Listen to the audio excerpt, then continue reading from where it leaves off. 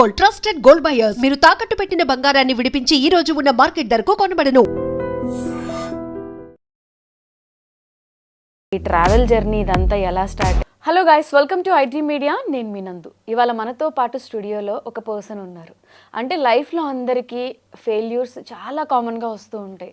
But వాటిని మనం ఎలా ఓవర్కమ్ చేసాం, దాని తర్వాత మనం ఎలా ముందు లైఫ్ని లీడ్ చేయబోతున్నాం అనేది చాలా ఇంపార్టెంట్. కొంతమంది అనుకుంటూ ఉంటారు అన్ని ప్రాబ్లమ్స్ నాకే వచ్చేసాయి అని చెప్పి.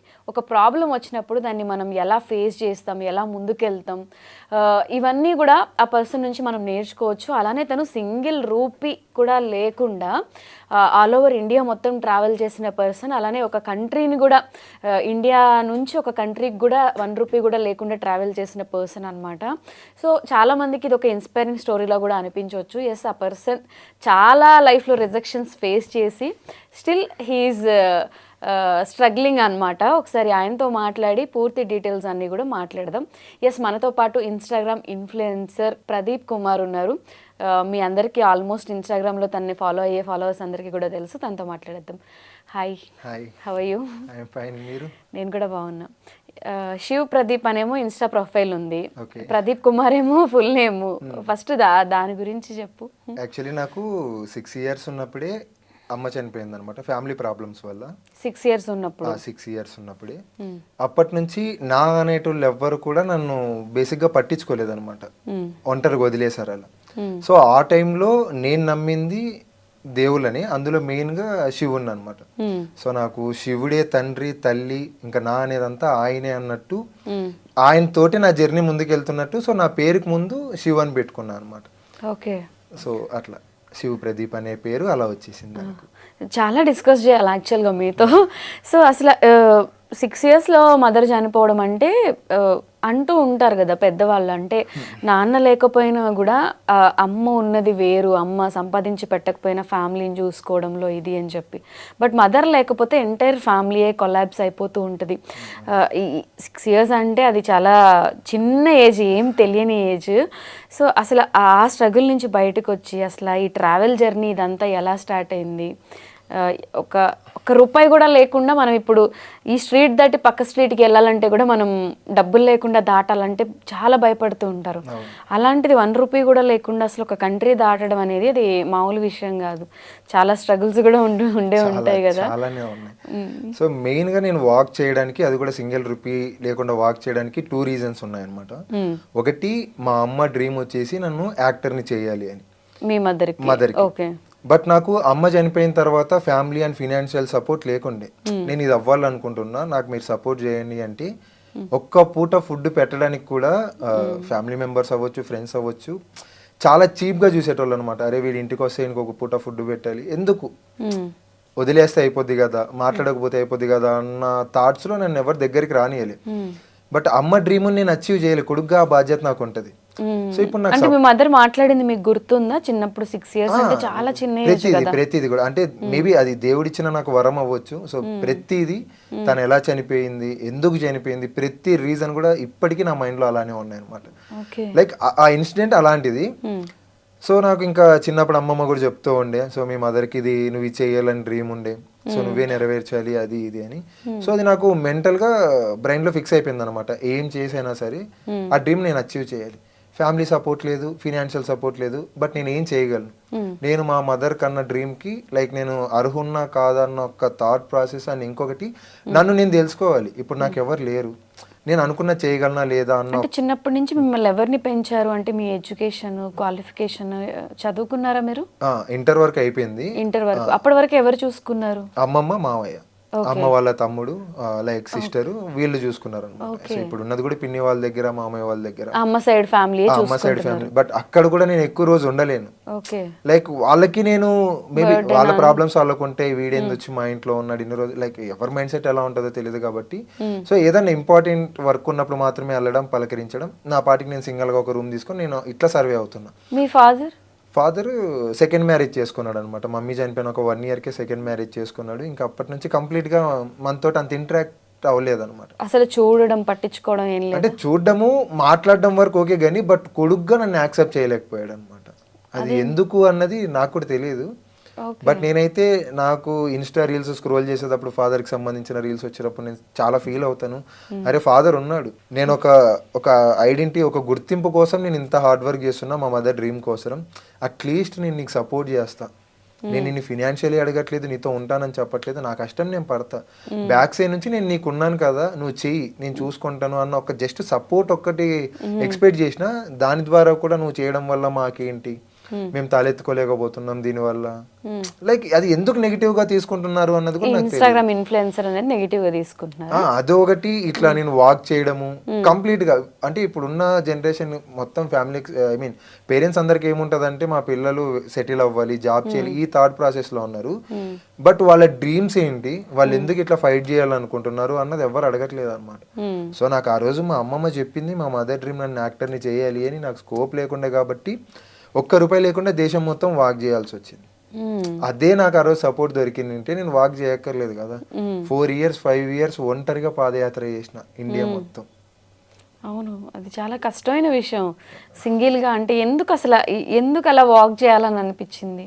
లైక్ ఇప్పుడు చెప్పాను కదా, ఫినాన్షియల్ సపోర్ట్ లేదు, ఫ్యామిలీ సపోర్ట్ లేదు. బట్ నాకు గుర్తింపు రావాలంటే నేను జనాల్లో ఉండాలి, జనాల మధ్యలో నుంచి వెళ్ళాలి, వెళ్ళిన ప్రతి చోట నన్ను అడగాలి, ఎందుకు, ఎవరు నువ్వు, ఎక్కడి నుంచి వస్తున్నావు, ఎందుకు ఇది చేస్తున్నావు, అప్పుడు నేను నా డ్రీమ్ గురించి చెప్పాలి. సో నేను ఇది అవ్వాలనుకున్నా, నాకు ఇట్లా సపోర్ట్ లేదు, సో నేను డైరెక్ట్ గా జనాల్లో నుంచి ఫస్ట్ నన్ను నేను తెలుసుకోవాలి, ప్రదీప్తో అవుతుందా, ప్రదీప్ చేయగలడా లేదా, ఓకే వాడి మీద వాడికి నమ్మకం వచ్చినప్పుడు డెఫినెట్లీ నేను ప్రూవ్ చేసుకుంటాను. ఫస్ట్ మనకు ఒక గుర్తింపు కావాలి, దాని గురించి ఫైట్ చేసిన అనమాట. 4 years వాక్, 4-5 years 2020 నుంచి ఇప్పటికి 7 years అయింది. ఎక్కడెక్కడ తిరిగి ఉంటారు మొత్తం మీరు ఇప్పటి వరకు? ఇండియా మొత్తం అయిపోయింది. బట్ నాకు గుర్తింపు వచ్చింది అనంతపూర్ టు పాకిస్తాన్ బార్డర్ అని చెప్పి నేను పాదయాత్ర చేసినాను. డే 1 నుంచి డే ఎండ్, ఐ మీన్ నా వాక్ ఎండ్ అయ్యే వరకు కూడా ఫుల్ ట్రెండింగ్. అండ్ ప్రతి ఒక్కరికి ప్రదీప్ అనేటోడు తెలుసు అంటే ఆ ఒక్క వాక్ వల్ల అనమాట.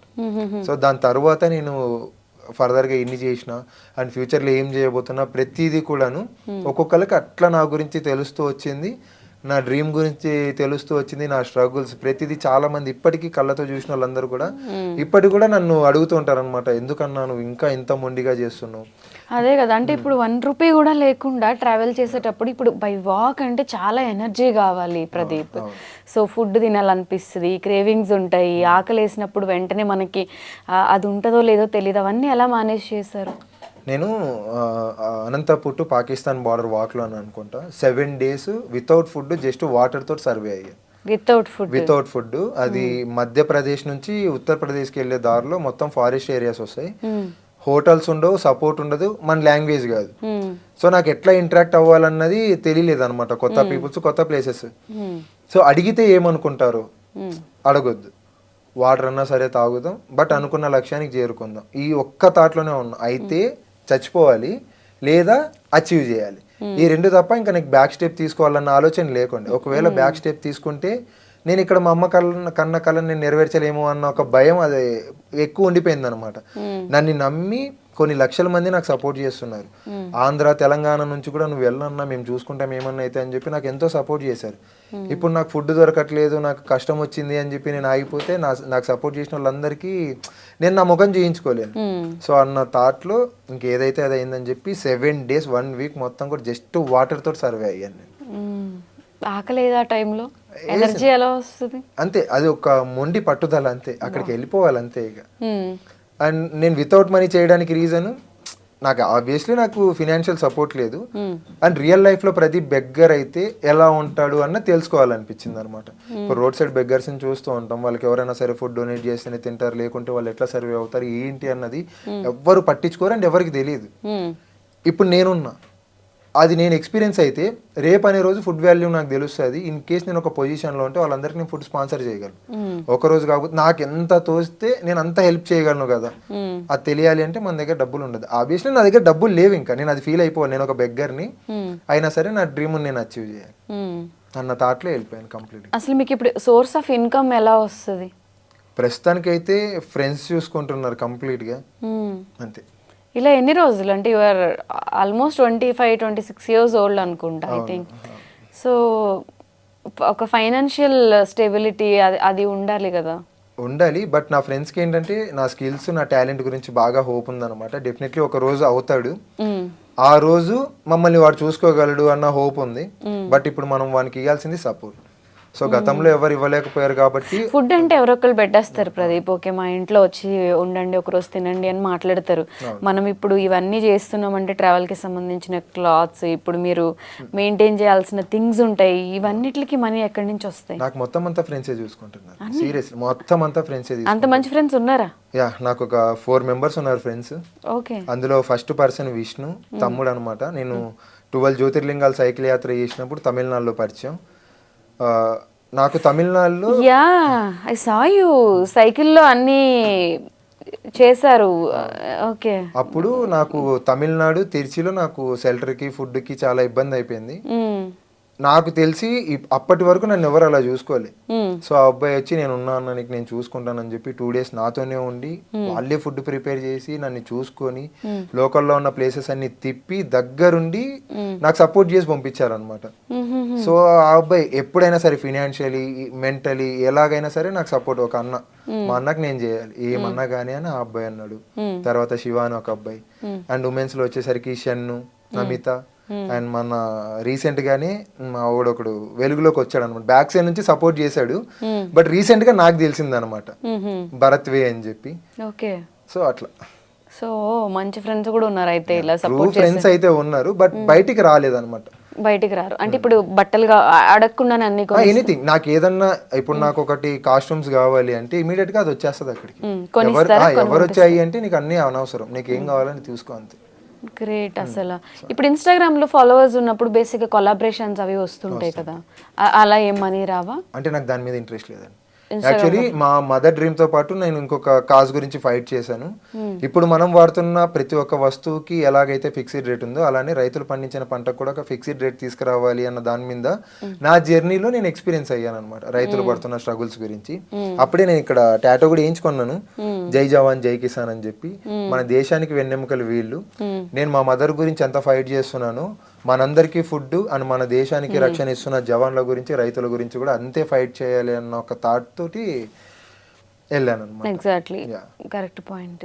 ఇప్పుడు మరి జవాన్లు అంటే ఇంట్రెస్ట్ ఉన్నప్పుడు అంటే ఏదో ఒక దాంట్లో జాయిన్ అవుదాం, ఏదో ఒక ఇది తీసుకుందాం అంటే ఉపయోగపడే థింగ్స్ ఏదన్నా చేసి ఇంకా ఫేమ్ అవుదాం, ఇలా ఎంతసేపు అంటే ఏం లేదు కాబట్టి ఏదో ఒకటి చేయాలి, జీరోతో స్టార్ట్ చేసి ఇలా ఎన్ని ఇయర్స్ అని వాక్ చేస్తూ ఉంటారు? ఎన్ని ఇయర్స్ అని వాక్ చేస్తానన్నది అయితే క్లారిటీ లేదు, బట్ అనుకున్నది చేరే వరకు ప్రయత్నం అయితే చేయాలి.